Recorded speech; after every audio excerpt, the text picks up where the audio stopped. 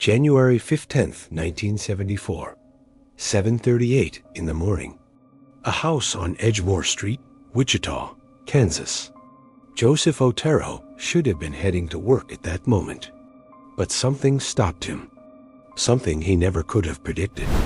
In the next few hours, 4 lives would be taken. And the name, BTK, would enter history for the worst possible reasons. But before all that, before the terror, before the headlines, there were real people. Joseph, Julie, Josephine, Joey. This is not a story about a monster. This is their story. Joseph Otero was 38 and wasn't just a number in a police file. He was a man who woke up at 5:30 a.m. every day, even when he didn't need to. A former U.S. Air Force serviceman, he had served in Panama and Puerto Rico before establishing his family in Wichita. He had that kind of discipline that comes from years of service, but he also had a laugh that made children run up to him. He worked as a mechanic, and his hands always had that smell of grease that doesn't completely come out, no matter how much you scrub. His colleagues said he was the kind of person who arrived 15 minutes early and left 15 minutes late. Not because he had to, because that was who he was. Julie Otero was 34, and Puerto Rico still lived in her accent, even after so many years in the United States. She met Joseph during his military service, and friends recall it was love at first sight, or at least at second. Julie had that warm way that turns a house into a home. Neighbors recount that she always had fresh coffee and cookies straight from the oven when someone showed up. It wasn't just kindness. It was who she was deep down in her soul. She sometimes sewed her own clothes, fixed things around the house, and had a small garden in the front where she grew tomatoes that were never quite as good as the ones from Puerto Rico. But she tried anyway. They had 5 children. 5. And that house on Edgemoor wasn't big, but it was always full of life. Charlie, the eldest, was 15, and in that difficult adolescent phase, every parent knows. Danny was 14 and quieter, the kind who liked to fix things with his father in the garage. Carmen, 13, was the oldest daughter and helped her mother with the younger ones. Then came Josephine, whom everyone called Josie, 11 years old, and Joseph Jr., who was just Joey to the family at 9 years old. Josie had that infectious energy that some children have. Teachers said she lit up the room when she walked in. She loved music, was learning to play the flute in school, and had that habit of humming all the time, in the kitchen, in the shower, doing homework. Julie sometimes jokingly complained, "Josie, my daughter, won't you ever sit still?" But she adored it. The house was livelier with Josie humming around. Joey was the baby of the family, even at 9. He had that youngest child way that makes older siblings roll their eyes but secretly protect him fiercely. He collected Hot Wheels cars and had a shoebox full of them under his bed. Each one had a story, a name. Joseph had promised him that when he turned 10, they would build a wooden track together in the garage. Joey already had the blueprint drawn in a notebook. That Tuesday morning began like all the others. Joseph woke up early, as always. Julie soon after, starting to prepare breakfast. The children needed to wake up for school. Charlie, Danny, and Carmen were already getting ready. Josie and Joey had a few more minutes of sleep. It was an ordinary morning. Banal, normal, the kind of morning you live 1,000 times without realizing how precious it is. The kind of morning you never imagined could be your last. The house was on a quiet street, typical of an American suburb in the 70s. Neighbors knew each other. Children played in the street until dark. Joseph and Julie had moved there a few months earlier, looking for exactly that, a safe, calm place where their children could grow up without worries. Wichita was a peaceful town in the heart of Kansas. Violent crimes were rare. Murders? Virtually non-existent. People didn't even lock their doors properly. And that was exactly what made that family perfect for someone who was hunting. But they didn't know that. They couldn't know. Because until that moment, the man who would later call himself BTK, bind, torture, kill, was just a shadow. A phantom. Someone who was watching, planning, waiting for the right moment. Joseph had served in the military. He had seen things. He knew the world could be cruel, but he never imagined the danger would come to his door, to his home, to his family. That Tuesday morning, he was just being a father, just being a husband, just living. Julie was worried about normal things. The monthly bills, the homework Carmen hadn't finished yet, the fact that Danny needed new shoes because his were wearing out. Josie had a flute recital at school on Friday and was nervous. Joey wanted a new toy he saw on TV. Normal worries. Mother worries. Worries that didn't include the possibility that someone might be coming. Charlie planned to meet friends after school. Danny wanted to show his father an old radio he had found and wanted to fix. Carmen had arranged to study with a friend. Josie kept practicing the recital song. Joey still dreamed of the Hot Wheels track.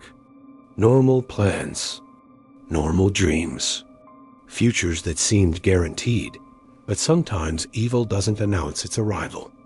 It doesn't ring the doorbell. It doesn't ask permission. It simply walks in. And when it walks in, it changes everything. Forever. Joseph, Julie, Josie, and Joey didn't know that this would be their last morning together. They didn't know they were about to become the first victims of one of the most prolific serial killers in American history. They didn't know their lives would be reduced to headlines, to police files, to statistics. But before they were victims, they were people. People with inside jokes only the family understood. With favorite songs. With foods they loved and foods they hated. With dreams and fears and hopes. Joseph wanted to see his children grow up, maybe have grandchildren someday. Julie wanted to go back to Puerto Rico to visit family. Josie wanted to be a musician.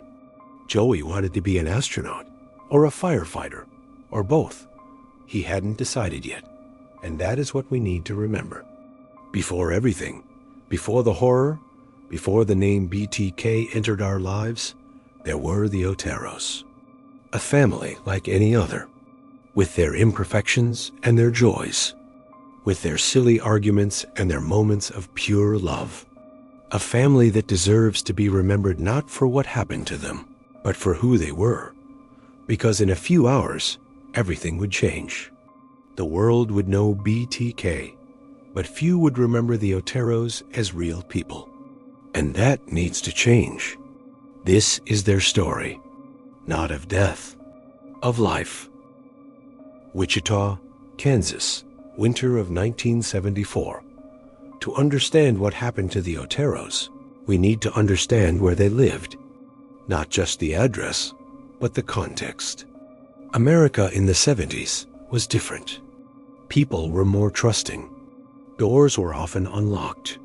Children played alone in the street until sunset. Neighbors would enter each other's homes unannounced, just for a cup of coffee. It was a time of innocence that seems impossible to imagine today. The Oteros were an immigrant family in a predominantly white city.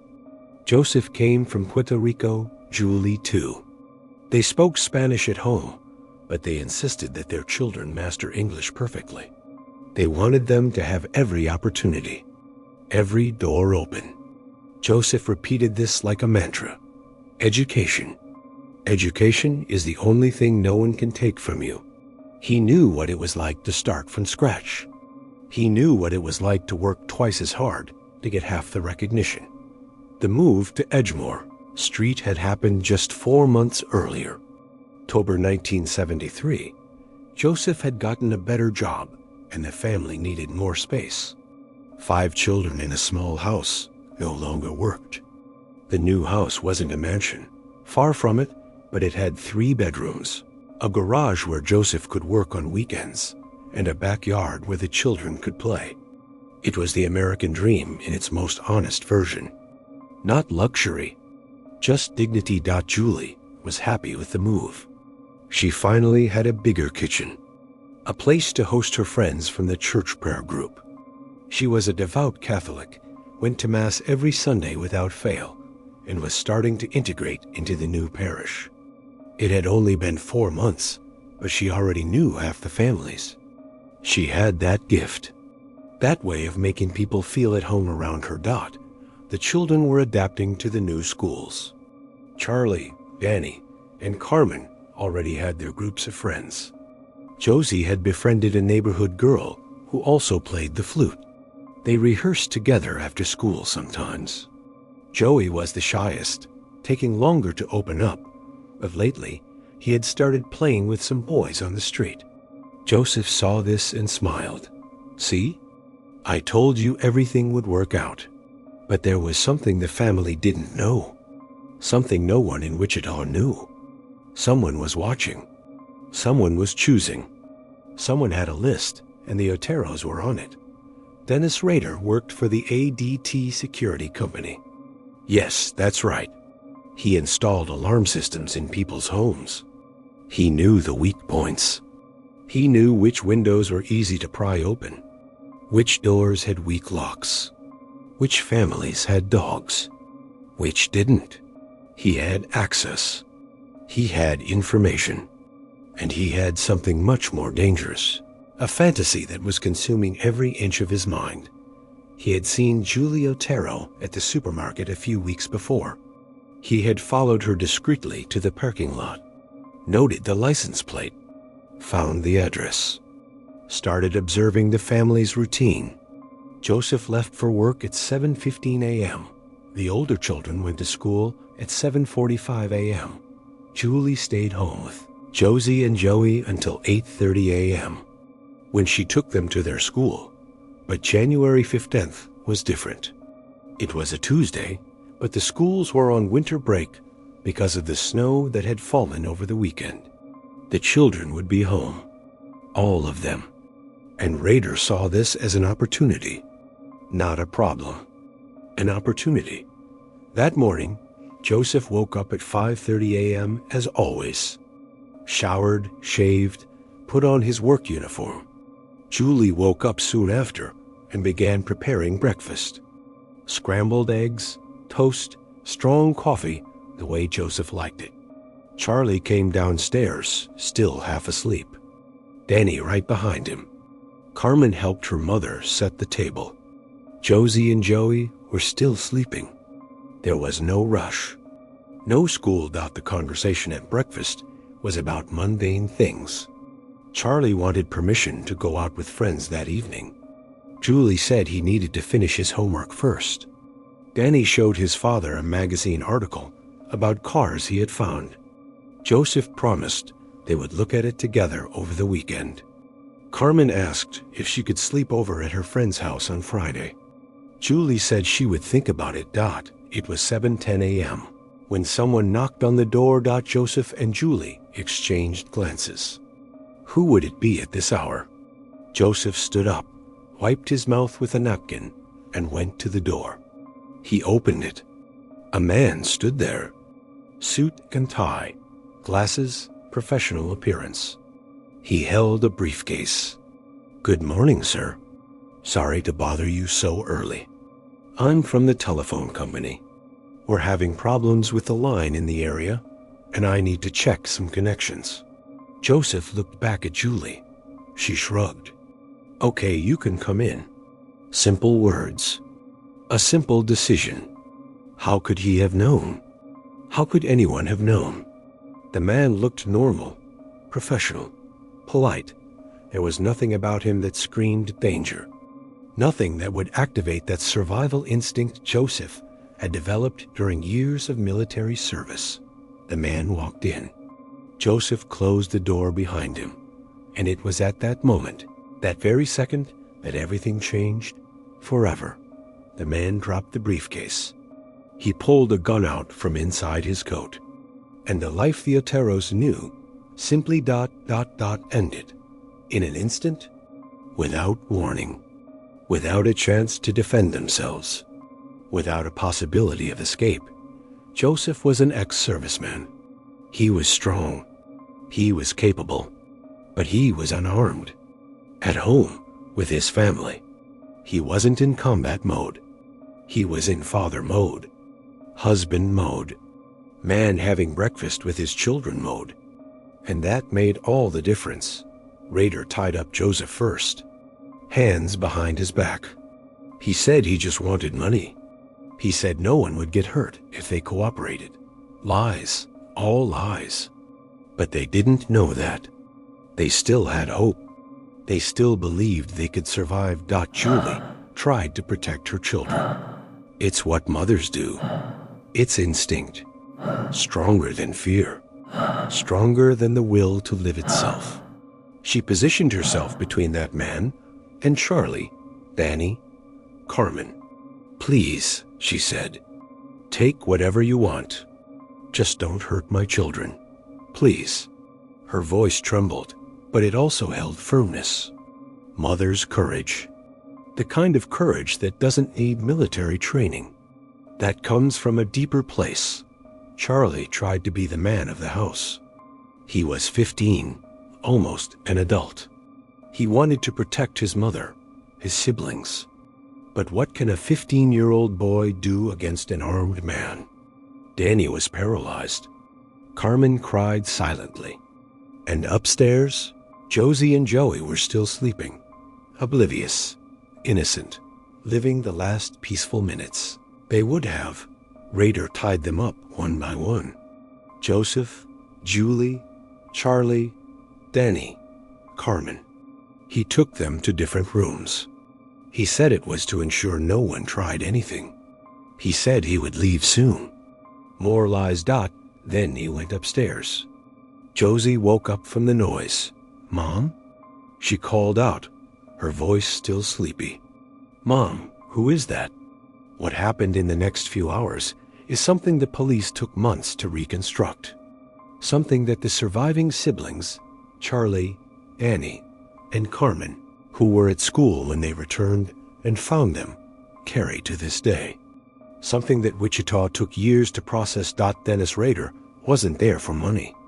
He wasn't there out of anger. He didn't know the Oteros. He had nothing against them. He was there because he had a fantasy, a compulsion, a sick desire that had grown inside him like cancer. And the Oteros had the terrible misfortune of being chosen. Joseph Otero, 38, mechanic, father, husband, ex-serviceman, a man who woke up early and worked hard, was the first. Julie Otero, 34, mother of 5, a woman who made coffee for neighbors and had a tomato garden, was the second. Josephine Otero, 11, a girl who loved music and hummed all the time, was the third.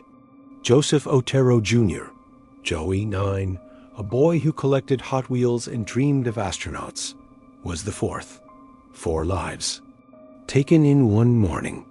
For no reason other than the monstrosity of one man. When Charlie, Danny, and Carmen returned from their friend's house that afternoon, they found the doors locked. They had to climb in through the window. And what they saw no one should ever see.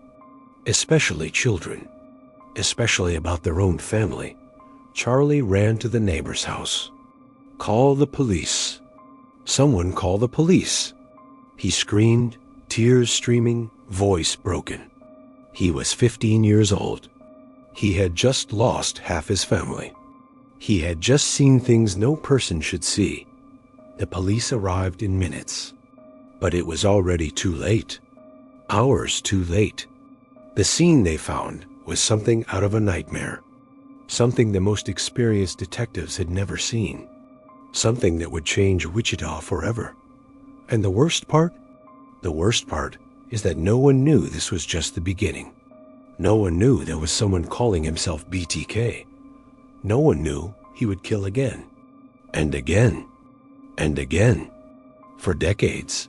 But on that January 15th, 1974, all that mattered were the Oteros.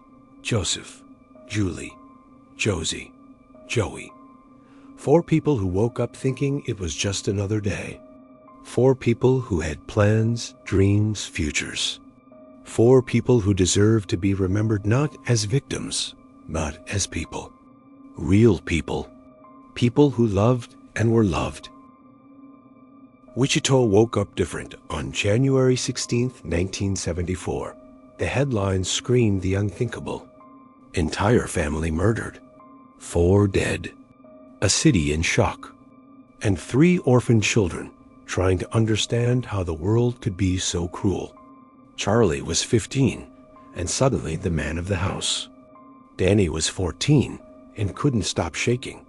Carmen was 13 and blamed herself for not being home. 3 kids who left that morning with a family and came back to a nightmare. The community mobilized immediately. Neighbors showed up with food, hugs, and words that felt painfully insufficient. The Catholic Church, where Julie went to Mass, was packed the following Sunday. But many people left with more questions than answers. How does God allow this? How can an entire family be destroyed while they're making breakfast?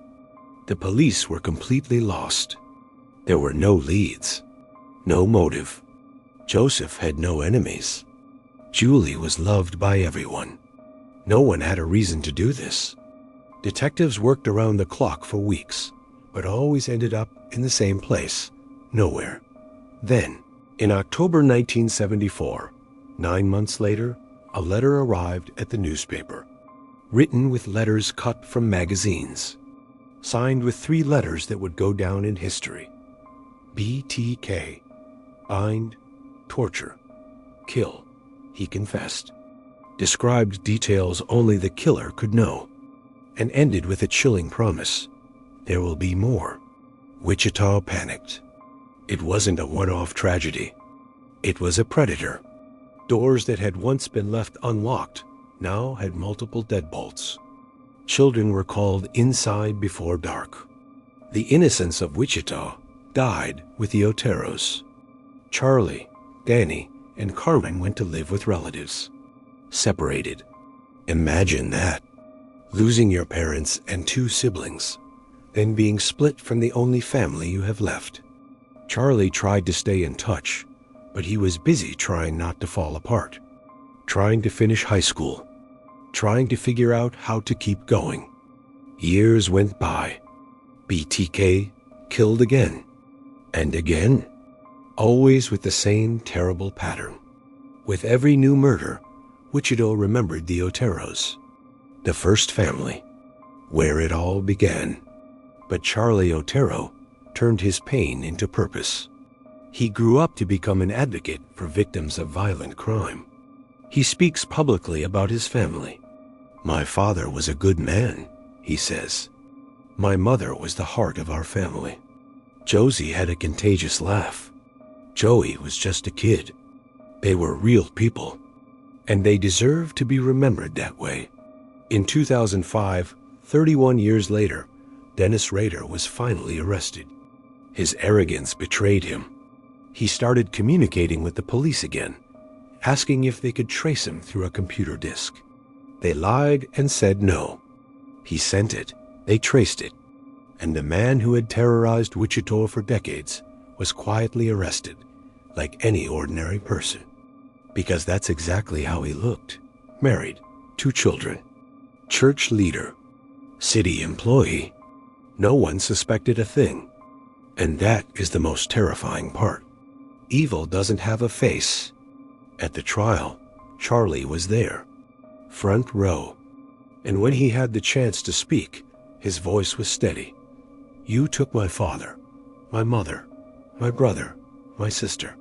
But you didn't take my memory of them. You didn't take the love I feel. And I will make sure the world knows they mattered. They lived. They loved. Dennis Rader was sentenced to 10 consecutive life terms. He will never leave prison. And still, it feels like not enough. Because he stole decades of life from people who deserve to live. Today, there is a memorial in Wichita. It's not big, but it's there, with the names of BTK's 10 victims. And there are always fresh flowers on the Otero names, left by people who never knew them, but understand that they were more than victims. They were people. The Otero family's story teaches something crucial. True crime is not about the killer. It never should be. It's about the lives that were taken, about the dreams that never had a chance, about the emptiness left behind. Joseph never saw his children grow up. Julie never went back to Puerto Rico. Josie never became a musician. Joey never became an astronaut. And that matters more than any detail of how they died. Charlie is in his 60s now, grandchildren, a life rebuilt piece by piece. But he still has nightmares. Danny and Carmen rarely speak publicly, but they are strong, resilient, kind people. They keep going because that's what their parents would have wanted. So the next time you hear the name BTK, remember the Oteros. Not as victims. As people, as a family that deserved more, that deserved to grow old together and simply exist. And as for BTK, he rots in a cell, forgotten, irrelevant, exactly as he should be, because monsters don't deserve our time. But the people they took, they deserve everything. If this story moved you, if you believe victims deserve to be remembered as real people, leave a like on this video. Subscribe to the channel for more stories that honor those we've lost. And share this video. Every share is a way to make sure Joseph, Julie, Josephine, and Joey Otero are not forgotten. Every view is a tribute. Every comment keeps their memory alive. This was the story of the Otero family, the first victims of a predator who hunted for decades. Next week, we'll tell another story, another life, another person who deserves to be remembered. Because every victim has a story, and every story deserves to be told.